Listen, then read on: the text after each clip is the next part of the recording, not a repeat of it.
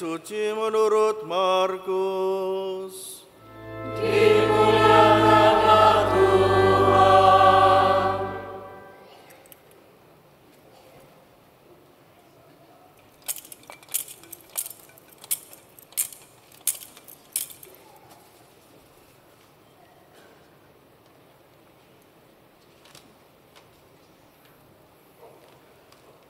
Setelah hari Sabat berlalu, Maria Magdalena dan Maria ibu Yakobus serta Salome memberi rempah-rempah untuk pergi ke kubur dan meminyai jenazah Yesus. Pagi-pagi benar pada hari pertama minggu itu setelah matahari terbit, mereka pergi ke kubur. Mereka berkata satu sama lain, "Siapa yang akan menggulingkan batu itu dari pintu kubur bagi kita?" Tapi ketika mereka melihat dari dekat, tampaklah batu yang memang sangat besar itu sudah terguling. Lalu mereka masuk ke dalam kubur, dan mereka melihat seorang muda yang berpakaian putih duduk di sebelah kanan. Mereka pun sangat terkejut, tetapi orang muda itu berkata kepada mereka, "Jangan takut. Kamu mencari Yesus orang Nazaret yang disalibkan itu. Ia telah bangkit. Ia tidak ada di sini. Lihat, inilah tempat mereka membaringkan dia. Tetapi sekarang pergilah. Katakanlah kepada murid-muridnya dan kepada Petrus, ia mendahului kamu ke Galilea. Di sana kamu akan melihat dia, seperti yang telah dikatakannya kepada kamu." Demikianlah Injil Tuhan. Terpujilah Kristus.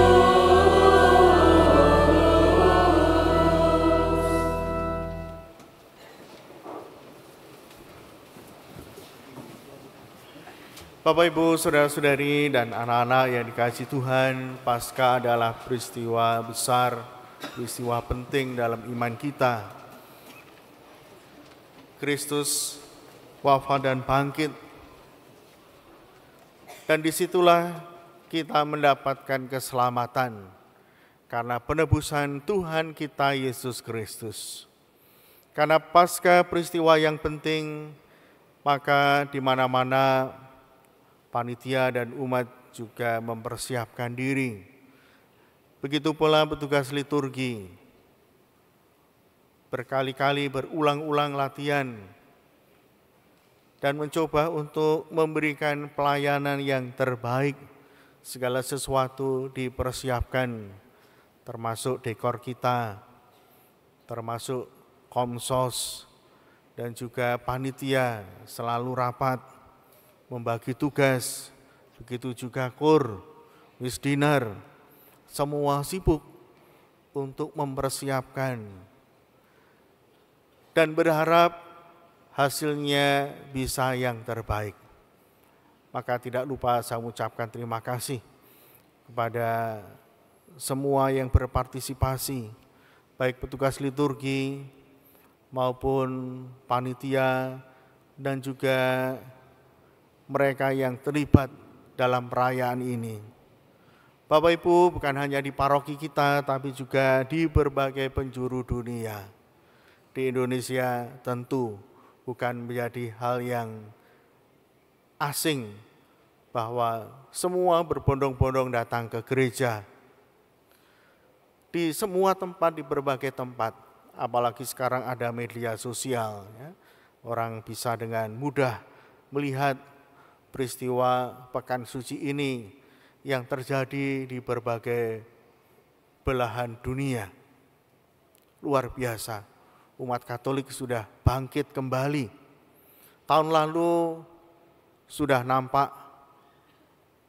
semangat dan keberanian untuk ke gereja, dan tahun ini saya kira menjadi lebih lagi semangatnya dan juga kehadirannya untuk kembali hadir di gereja itu sangat tinggi. Nah, Bapak Ibu, Saudara-saudari, dengan semua apa yang kita lakukan pada perayaan Paskah ini tentu kita mengharapkan sesuatu. Saya kira Paskah ini kita berharap mendapatkan semangat yang baru lagi untuk menjadi orang Kristiani, menjadi orang Katolik, menjadi lebih baik lagi dalam hal beriman dan juga menjalankan kehidupan kewajiban kita sebagai orang Katolik. Dan tentu saja Bapak Ibu Saudara-saudari, kita juga mohon berkat untuk pekerjaan, untuk kehidupan keluarga, dan juga apapun yang kita usahakan di tengah masyarakat maupun di tengah keluarga. Bapak Ibu Saudara-saudari, anak-anak yang dikasihi Tuhan, pada tahun ini arah dasar Gereja Katolik Uskupan Surabaya adalah menghidupi gereja yang satu, kudus, Katolik, dan apostolik. Saya yakin Bapak Ibu sudah mendalaminya. Kemarin di lingkungan selama masa Prapaskah ini ada APP. Ya. Dan saya melihat semangatnya luar biasa. Bahkan ada satu lingkungan itu yang bisa mengumpulkan umatnya 40 lebih, ya, 40 orang lebih. Itu luar biasa. Ada yang satu wilayah bergabung sehingga jumlahnya juga luar biasa banyak. Inilah antusiasme ketika kita menjadi orang Katolik. Bukan Katolik yang pasif, yang tidak bersemangat, yang lesu, yang loyo, dan lain sebagainya. Tapi mari kita tunjukkan bahwa kita mau kembali bersemangat untuk menghidupi Kristus dalam diri kita, dalam keluarga kita, dan juga dalam gerejanya. Maka Bapak Ibu Saudara-saudari, saya akan mengingatkan kembali mengenai gereja yang satu, kudus, Katolik, dan apostolik ini. Yang pertama adalah satu. Biasanya istilah atau singkatan yang sudah familiar adalah SKKA. Satu, kudus, Katolik, dan apostolik. Dari Bapak Ibu kita punya singkatan yang tahun ini menjadi viral dan menjadi hal yang biasa diucapkan, dimengerti, dihayati oleh umat Katolik, khususnya Keuskupan Surabaya. SKKA, ya. Apa itu SKKA? Gak lupa ya. Satu, kudus, Katolik, dan apostolik. Dihafalkan ya. Tidak ada ujian, tidak ada tes. Tapi mohon tidak dilupakan. Supaya nanti kalau ada yang mengucapkan atau menyampaikan hal itu, kita sudah tahu apa itu SKKA. Yang pertama adalah satu, kita orang Katolik hendaknya hidup dalam persekutuan, menjadi satu gereja. Ya. Maka satu itu dinampakkan dalam persekutuan. Kita tidak sendiri. Satu bukan berarti bahwa kita sendirian. Ya. Tapi satu itu persekutuan. Kita hidup bersama dalam persekutuan. Persekutuan yang paling kecil, yang terkecil adalah keluarga. Maka keluarga-keluarga Katolik hendaknya menampakkan persekutuannya, kebersamaannya, kekompakannya, kerukunannya. Jangan terkenal karena sering bertengkar. Sering didatangi Pak RT karena mengganggu tetangga, sering bertengkar, suka ribut baik di rumah maupun di tempat kerja dimanapun, menjadi sumber keributan. Bukan itu, tapi justru kita diajak untuk menjadi pemersatu, menjadi pembawa damai, hidup yang rukun guyup. Itulah orang Katolik. Dimanapun ketika orang Katolik hadir akan terasa sejuk, damai. Dan itu dimulai dari keluarga. Persekutuan yang terkecil namun yang terpenting, yaitu keluarga. Maka Bapak Ibu Saudara-saudari yang masih rutin bertengkar, ya diberi jeda ya. Coba 1 tahun ini tidak bertengkar, bisa enggak? Suami istri tidak bertengkar. Pertengkaran itu karena tidak saling memahami satu sama lain. Egonya masih besar. Cobalah untuk memulai segala sesuatu bersama. Berdoa dulu. Membicarakan dulu. Disepakati dulu. Makan juga bersama. Ya. Tidur pun juga bersama. Jangan karena rumahnya besar, lalu kamarnya sendiri-sendiri. Ya. Tapi tetap bersama. Demikian pula ada waktu untuk bersama. Bahkan pergi ke gereja bersama. Siapa yang sekarang duduknya satu keluarga bersama? Ada yang duduk satu keluarga dalam satu deretan?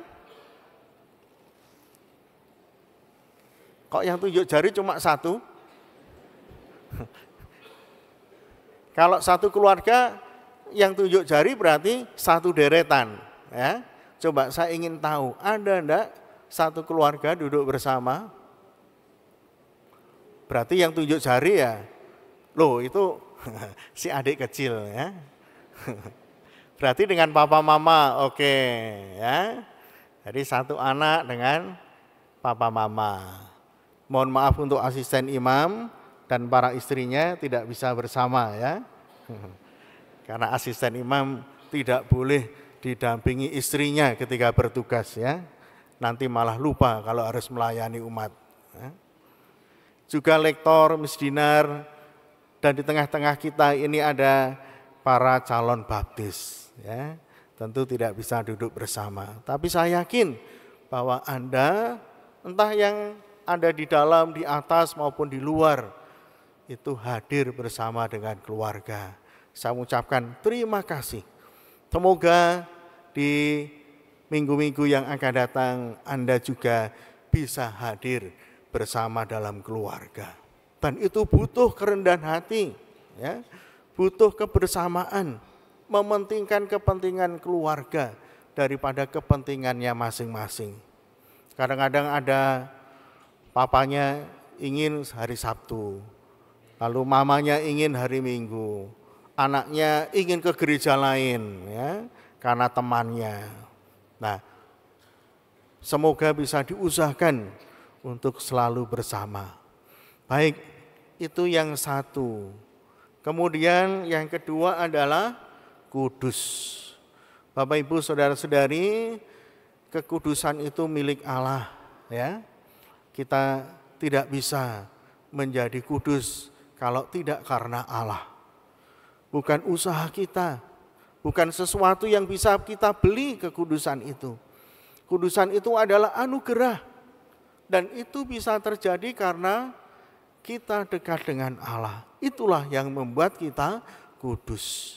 Kalau menghadirkan Allah dalam hidup kita sehari-hari, maka jangan lupa berdoa.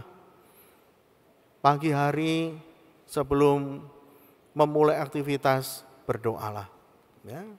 Ketika makan, ketika mau bekerja, ketika akan memulai sesuatu yang penting, berdoalah. Tidak usah malu berdoa. Karena dengan berdoa, Allah hadir dalam hidup kita dan Allah tentu memberikan berkat-Nya. Kalau kita tidak berdoa, justru kita kehilangan berkat Allah. Karena apa? Tidak mengundang Allah hadir dalam hidup kita. Maka itu justru menjadi sia-sia. Kita sebagai orang Kristiani, orang beriman, tapi tidak menghadirkan Allah. Maka kekudusan itu ketika kita menghadirkan Allah. Kita ada dalam hadirat Tuhan dengan berdoa, dengan pergi ke gereja. Maka Bapak Ibu, kekudusan itu bukan milik perseorangan, bisa milik bersama. Kalau keluarga seperti tadi datang ke gereja bersama-sama. Maka buatlah janjian, ya. Ketika sudah hari Kamis atau hari Jumat, buatlah janjian untuk bersama-sama menentukan waktu kapan satu keluarga bisa berdoa bersama. Karena kalau kita berdoa bersama dan di sebelah kanan kiri kita itu adalah misalnya ada suami, ada istri, ada anak-anak, maka dengan mudah kita akan ingat mereka. Kita doakan mereka, ya. Kita doakan mereka. Mungkin ketika Anda sebelum berangkat ke gereja sudah janjian, kita keluarga ini punya intensi apa untuk didoakan bersama. Didoakan oleh suami istri, ya, oleh anak-anak, didoakan bersama-sama. Supaya doa itu terkabul, ya, demi kebaikan bersama, kebahagiaan keluarga. Maka menjadi doa yang indah, doa yang luar biasa. Dan sekali lagi keluarga juga disatukan oleh Allah. Nah, bagaimana kalau ke gereja sebelah kanan kirinya itu tidak kenal, ya? Ya boleh kenalan lah, ya. Jadi boleh kenalan, boleh minta tolong didoakan, ya. Siapa tahu malah cocok, ya. Ya kalau yang muda-muda ya. Kalau sudah suami istri ya jangan dicocok-cocokkan, ya. Bagi yang muda-muda, jangan sungkan-sungkan untuk cari tempat duduk yang sama-sama mudanya, ya. Tidak apa-apa kenalan di gereja. Tapi jangan dilanjutkan terus selama misa, ya, ngobrolnya, ya. Janjian di sebelah kanan gereja itu kan ada kafe pastor, ya. Setelah pulang gereja bisa dilanjutkan di sana sambil minum kopi, ya. Baik, itu yang kudus. Lalu yang Katolik, Bapak Ibu, saudara-saudari, Katolik itu sudah 2000 tahun, ya. Ada banyak tradisi, ada banyak kekayaan yang ada dalam gereja Katolik. Ada banyak hal yang luar biasa yang ada pada gereja Katolik. Apakah kita sudah mengenal? Apakah kita sudah tahu? Kadang-kadang karena kita belum tahu, lalu seolah-olah Katolik itu tidak ada apa-apanya, ya. Mudah tertarik dengan gereja lain, dengan kelompok lain, ya. Padahal Katolik itu sungguh luar biasa. Katolik itu memang artinya umum. Maka kita pun juga jangan menjadi eksklusif, ya. Di tengah masyarakat maupun juga di dalam lingkungan gereja jangan menjadi eksklusif. Justru menjadi orang yang terbuka bagi siapapun, ya. Bisa hadir, bisa mengayomi banyak orang, dan terutama Katolik harus kita kenal. Sekarang ada media sosial, ada YouTube, Bapak Ibu, saudara-saudari bisa belajar banyak, bisa menggali banyak tentang gereja Katolik, ajaran-ajarannya, hal-hal yang indah, yang luar biasa dari gereja Katolik. Dulu orang tahu mengenai kitab suci itu biasanya berziarah, ya, ke Yerusalem. Tetapi sekarang ada media sosial, kita tinggal buka saja melihat, dan bahkan ada banyak hal yang diinformasikan mengenai hal itu. Sehingga kekayaan gereja Katolik, sejarah dan fakta mengenai kitab suci bisa kita ketahui dari sana. Itulah gereja Katolik, ya. Harus bangga menjadi orang Katolik dan harus lebih paham mengenai iman Katolik. Baik, yang berikutnya adalah apostolik. Apostolik berarti bahwa gereja kita kelanjutan dari para rasul. Bisa ditarik garis lurus. Gereja Katolik didirikan oleh Petrus dan dilanjutkan oleh para paus penggantinya. Bukan siapa-siapa, tapi oleh para pengganti Petrus, yaitu paus, dan masih berlangsung sampai sekarang. Maka Gereja Katolik tetap satu dimanapun, ajarannya satu, ya. Ketentuan-ketentuannya juga satu. Kalau Bapak Ibu pergi entah di provinsi lain, kota lain, atau pulau lain, bahkan ke luar negeri, masuk Gereja Katolik, semua akan sama. Dan Bapak Ibu juga diterima dengan baik, menjadi saudara seiman. Nah, hal yang lain dari segi apostolik adalah perutusan. Jadi para rasul ini bukan hanya menerima mandat untuk melanjutkan gereja yang sudah didirikan oleh Tuhan kita Yesus Kristus, tapi mereka juga siap untuk diutus, siap untuk melayani gereja. Maka apostolik juga menjadi undangan bagi kita semua untuk mau terlibat, ambil bagian dalam karya pelayanan gereja. Ada banyak pelayanan, ada banyak kegiatan, maka ikutlah di situ. Mulai dari lingkungan, wilayah, kemudian paroki, ada kelompok-kelompok kategorial, ada banyak sekali kelompok-kelompok kategorial dalam Gereja Katolik. Ada banyak hal yang ditawarkan, silahkan ikut, silahkan bergabung. Dan kebetulan tahun ini periode kepengurusan sudah selesai. Maka mulai bulan ini dan bulan-bulan selanjutnya akan dicari pengurus yang baru. Mulai dari pengurus lingkungan, wilayah, kemudian DPP, BGKP, termasuk para asisten imam. Ini juga membutuhkan tenaga-tenaga muda. Jangan melayani menunggu usia lanjut, jangan. Ya. Berikan yang terbaik ketika kondisimu juga terbaik. Apa yang bisa dilakukan, lakukanlah. Maka saya juga mengundang Bapak Ibu sekalian untuk terlibat dalam pelayanan. Ada banyak kegiatan, ada banyak pelayanan.